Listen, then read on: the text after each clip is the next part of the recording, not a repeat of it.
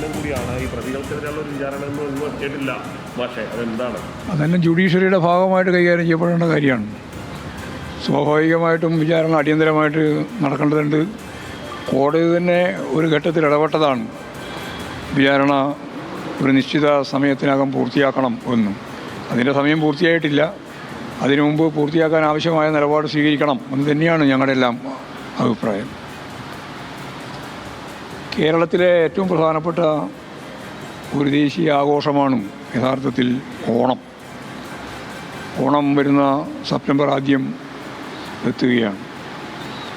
കേരളത്തിലെ ഗവൺമെൻറ് കേന്ദ്രത്തോട് പൊതുവിതരണ സംവിധാനത്തിൻ്റെ ഭാഗമായിട്ട് നൽകാൻ സാധിക്കുന്ന തരത്തിലുള്ള അരിവിഹിതം വർദ്ധിപ്പിക്കണം എന്ന് പ്രത്യേകമായിട്ട് ആവശ്യപ്പെട്ടതിൻ്റെ തുടർച്ചയായിട്ട് വന്ന വാർത്ത ഒരു വിഹിതവും നൽകാൻ ഉദ്ദേശിക്കുന്നില്ല എന്നതാണ്. അരി കേരളത്തിൽ നൽകില്ല, അരി ഇല്ലാതുകൊണ്ടല്ല, കേരളത്തിൽ നൽകില്ല എന്ന നിലപാടാണ് കേന്ദ്ര ഗവൺമെൻറ് സ്വീകരിക്കുന്നത്. അത് തെറ്റായ നിലപാടാണ്. കേരളത്തോടുള്ള ഒരു യുദ്ധപ്രഖ്യാപനമാണ്. ഫെഡറൽ സംവിധാനത്തിൻ്റെ ഭരണഘടനാപരമായ നിലപാടിനോട് എതിരായ ഒരു സമീപനമാണ്. ആ സമീപനത്തിനെതിരായി കേരളത്തിലെ ജനങ്ങൾ ശക്തിയായി പ്രതികരിക്കും എന്ന് തന്നെയാണ് ഞാൻ പ്രതീക്ഷിക്കുന്നത്.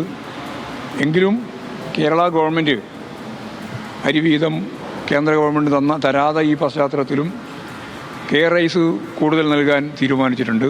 അത് ജനങ്ങൾക്ക് ആശ്വാസം നൽകുന്ന ഒരു കാര്യമാണ്. അപ്പോൾ പൊതുവിതരണ സംവിധാനത്തെ തകർക്കുക എന്ന ആഗോളവൽക്കരണ നിലപാടിൻ്റെ ഭാഗമായിട്ടും കേന്ദ്ര ഗവൺമെൻറ്റിൻ്റെ കേരളത്തോടുള്ള തികച്ചും നിഷേധാത്മകമായ സമീപനത്തിൻ്റെയും ഭാഗമായിട്ടാണ് ഈ അരി നൽകില്ല എന്ന നിലപാട് സ്വീകരിക്കുന്നത്. അതിനെതിരായ പ്രതിഷേധം രാജ്യത്ത് ഉയർന്നു വരും എന്ന് ഞാൻ പ്രതീക്ഷിക്കുക. ഈ മെഡിക്കൽ കോളേജിലെ വിഷയവുമായി ബന്ധപ്പെട്ട് ഈ വിഷയം ഉന്നയിച്ച ഡോക്ടർ ഹാരിസിനെ ഇന്നലെ മുഖ്യമന്ത്രി ഒരു വിമർശന ഭാഷയിലാണ് പ്രതികരിച്ചത്. വിമർശന ഭാഷയിൽ തന്നെയാണ് പ്രതികരിച്ചത്. അതിനെന്താ കുഴപ്പം? ഈ വിഷയം ചൂണ്ടിക്കാണിക്കുന്ന ഒരു ഡോക്ടർ വിഷയം ചൂണ്ടിക്കാണിക്കേണ്ട പോലെ ചൂണ്ടിക്കാണിക്കണം കേട്ടോ. വിഷയം ചൂണ്ടിക്കാണിക്കേണ്ടത് എങ്ങനെയാണോ അങ്ങനെ ചൂണ്ടിക്കാണിക്കണം. അങ്ങനെ അല്ലാതെ ചൂണ്ടിക്കാണിക്കുന്ന കാര്യത്തെയാണ് വിമർശനാത്മകമായിട്ട് പറഞ്ഞത്. പ്രശ്നം ഉണ്ടായാൽ പരിഹാരം അല്ല, പ്രശ്നം ഉണ്ടായാൽ പരിഹരിക്കും. അതിൽ പ്രശ്നമൊക്കെ ഉണ്ടാവും. നൂറുകണക്കിന് ആശുപത്രികളും മെഡിക്കൽ കോളേജ് ഉൾപ്പെടെയുള്ള നിരവധി സംവിധാനങ്ങളുള്ള ഒരു സംസ്ഥാനത്തിൻ്റെ അകത്ത് എവിടെയെങ്കിലും ചില പ്രശ്നങ്ങളൊന്നും ഉണ്ടാവില്ല എന്ന് പറയാൻ പറ്റില്ല. ഉണ്ടാവും. ആ ഉണ്ടാവുന്നത് ശ്രദ്ധയപ്പെട്ട് ഉടനെ തന്നെ പരിഹരിക്കാൻ ആവശ്യമായ നിലപാട് സ്വീകരിക്കുകയും ചെയ്തു, പരിഹരിക്കുകയും ചെയ്തു. അത്രയേ ഉള്ളൂ കാര്യം. അതായത് നിങ്ങളുടെ ഒരു കാര്യം ഞാൻ പറയാം. ഏറ്റവും നന്നായി നടക്കുന്ന ഇന്ത്യയിലെയും ലോകത്തെയും പ്രധാനപ്പെട്ട ഒരു ആതുര ശുശ്രൂഷ മേഖലയാണ് കേരളം.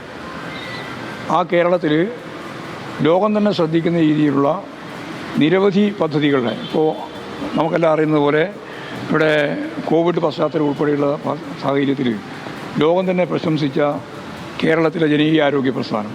ആ ജനകീയ ആരോഗ്യ പ്രസ്ഥാനത്തിൻ്റെ അകത്ത് എവിടെയെങ്കിലും ഒരു ചെറിയ പ്രശ്നം ഉണ്ടാകുമ്പോൾ അത് പർവ്വതീകരിച്ച് ഇനി ഇവിടെ അതേ ഇല്ല എന്ന് പറയുന്ന ഒരു പ്രത്യേക മാനസികാവസ്ഥയെ എന്താ പറയുക? എന്നിട്ട് അതിൻ്റെ ഭാഗമായിട്ട് സമരം നടത്തുക. ഒരു പ്രത്യേക രൂപം തന്നെ ഇങ്ങനെയല്ല, പ്രത്യേക രീതിയിലുള്ളൊരു മാനസികാവസ്ഥ തന്നെയാണ് ഇവിടെ പ്രകടിപ്പിക്കുന്നത്. മനസ്സിലായില്ലേ നിങ്ങൾക്ക്? കേരളം ലോകത്തെ ഏറ്റവും പ്രധാനപ്പെട്ട ആതുര ശുശ്രൂഷ മേഖലയിൽ ശ്രദ്ധേയമായ ഒരു സംസ്ഥാനമാണ് കേരളം. ഒരു രാജ്യം എന്നല്ല ഞാൻ പറഞ്ഞത്, ഒരു സംസ്ഥാനമാണ് കേരളം. അമേരിക്ക പോലും കോവിഡിൻ്റെ പശ്ചാത്തലത്തിൽ എന്താണ് ചെയ്യേണ്ടത് എന്ന് പറഞ്ഞളിച്ച് നിന്നപ്പോൾ ശരിയായ നിലപാട് സ്വീകരിച്ചു പോയ ലോകത്തെ തന്നെ ഒരു കേന്ദ്രമാണ് കേരളം.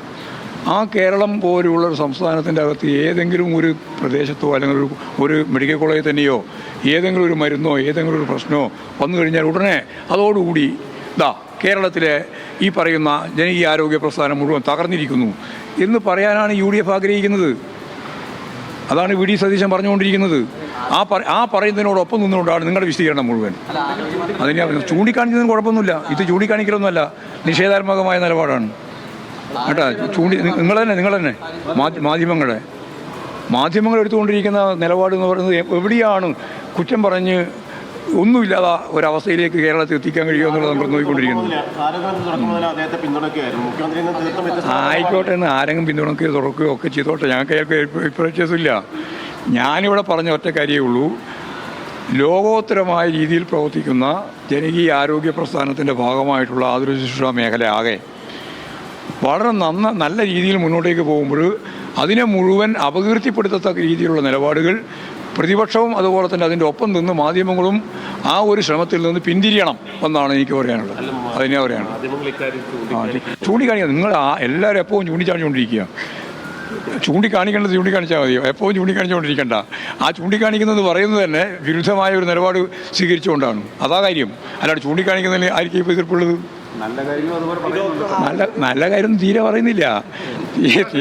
നല്ല കാര്യം പറയാതിരിക്കുകയും എന്നിട്ട് ഇമാതിരി ഉണ്ടാകുന്ന പ്രശ്നങ്ങൾ മുഴുവൻ പർവ്വതീകരിക്കുകയും ചെയ്യുന്നതാണ്. നിലപാട് വിമർശിക്കേണ്ടതാണ് എന്ന് മാഷ് പറഞ്ഞു. പക്ഷേ അതേസമയം തന്നെ തന്റെ പ്രതികരണത്തിൽ സമരങ്ങൾ വേണ്ട എന്ന് കൂടി ഡോക്ടർ ഹാരിസ് പറഞ്ഞിട്ടുണ്ട്. സമരങ്ങൾ പാടില്ല എന്ന് കൂടി ഹാരിസ് പറഞ്ഞിട്ടുണ്ട്. അപ്പോൾ അത് ആരെങ്കിലും പറയുന്നതിനനുസരിച്ചിട്ടാണോ പ്രതിപക്ഷം സമരം ചെയ്യാൻ പോകുന്നത്? പ്രതിപക്ഷത്തിന് ഒരു ആയുധം നൽകുന്ന രീതിയിലുള്ള പരാമർശം വന്നാൽ സ്വാഭാവികമായിട്ടും അതിന് അവരുടേതായ പ്രതികരണം വരികയും ചെയ്തു. ഇനിയിപ്പം ഡോക്ടർ പറഞ്ഞാലും പറഞ്ഞില്ലെങ്കിലും അത് നടന്നല്ലോ. എന്താ ഉദ്ദേശം ഇത്രയേ ഉള്ളൂ. ഞാൻ പറഞ്ഞതാണ് എൻ്റെ കാതൽ. അതായത് ലോകോത്തരമായ രീതിയിലുള്ള കേരളത്തിലെ ആരോഗ്യ സംരക്ഷണവുമായി ബന്ധപ്പെട്ട മേഖലയെ വല്ലാതെ രീതിയിൽ അപകീർത്തിപ്പെടുത്താൻ വേണ്ടിയുള്ള പ്രവർത്തനമാണ് അത് ഉപയോഗിച്ചത്. അതാ കാര്യം. അത് ഉപയോഗിക്കാൻ പാടില്ല എന്നാണ് മാധ്യമങ്ങളോടും എനിക്ക് പറയാനുള്ളത്. ടീമേ ഇല്ല. യു ഡി എഫിന് ടീമില്ലാതെ കൊണ്ടല്ലേ മേയറും മറ്റേ എന്തൊക്കെയാണെന്ന് ക്യാപ്റ്റനും പിന്നെ എന്തൊക്കെയോ, അതായത് മിലിറ്ററിയിലെ മുഴുവൻ റാങ്കും ഇപ്പോൾ അവർക്ക് ഓരോരാൾക്ക് കൊടുത്തിരിക്കുകയാണ്. അവസാനത്തിൽ ക്യാപ്റ്റൻസി TPM ക്യാപ്റ്റനൊന്നും ഉണ്ടായിരുന്നില്ല കേട്ടോ. നിങ്ങൾ എന്തൊക്കെയോ പറയുന്നതിനനുസരിച്ച് ഞങ്ങൾ പറയേണ്ട വല്ല കാര്യമുണ്ടോ? ഞങ്ങളങ്ങനെ ഒരു നിലപാട് സ്വീകരിച്ചില്ല. ഇത് അവരെന്നെയാണ് പറയുന്നത്. ഞാൻ ക്യാപ്റ്റനാണ്, നീ മറ്റേ മേജറാണ്, നീ പിന്നെ മറ്റേ കേണലാണ് എന്നൊക്കെ അവരെന്നെ പറയുന്നില്ല. അതുപോലെ ഞങ്ങളാരും പറഞ്ഞിട്ടൊന്നുമില്ല. ടീം UDF ഇല്ല, ടീം UDF ആവാനും പറ്റില്ല. കാരണം അത് അവസാനം വരുമ്പോൾ ഉണ്ടാകുന്ന സംഘർഷാത്മകമായ സാഹചര്യം ഇപ്പോഴേ പ്രകടിപ്പിച്ചുകൊണ്ടിരിക്കുന്നു എന്നാണ് കാണേണ്ടത്. അത് തിരഞ്ഞെടുപ്പ് വരുമ്പോൾ നമുക്കത് കാണാം. ശരിക്കും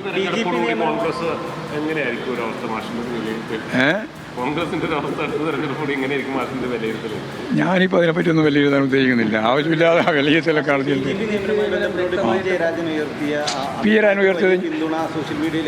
ഒരാൾ സോഷ്യൽ മീഡിയയിൽ പലത് പിന്തുണയും കിട്ടും. പക്ഷേ PA രാജൻ പറഞ്ഞത് ഞാൻ പറഞ്ഞതും എല്ലാവരും പറഞ്ഞത് ഒന്ന് തന്നെയാണ്. പിന്നെ വെറുതെ അതിൻ്റെ മേലെ ആവശ്യമില്ലാതെ എന്ത് വ്യക്തതയാണ് ഇനി വേണ്ടത്? ഏടെ വേണം പറഞ്ഞു. ഞാൻ വിശദീകരിച്ചത് അത് പറഞ്ഞു തീർന്നിട്ട് മതി. അടുത്ത ചോദ്യം തുടങ്ങുന്നതിന് മുമ്പ് എവിടെയോ അവ്യക്തത വന്നിട്ടുണ്ട് എന്നാണല്ലോ പറഞ്ഞോളൂ. ഏത് അവ്യക്തതയാണ് വന്നത് എന്ന് പറഞ്ഞാൽ നേരത്തെ ആ കാലം മുതൽ റവാഡയ്ക്ക് പങ്കുണ്ട് എന്ന വിമർശനം പാർട്ടി ഉന്നയിച്ചിട്ടുണ്ട്. എക്കാലം ഉന്നയിച്ചിട്ടില്ല. പിന്നെ തീർന്നില്ലേ? അപ്പോൾ സംശയം തീർന്നല്ലോ. വ്യക്തത വന്നില്ലേ? കേട്ടോ ഇനി വ്യക്തത വന്നില്ലേ? വെറുതെ പറഞ്ഞല്ലോ.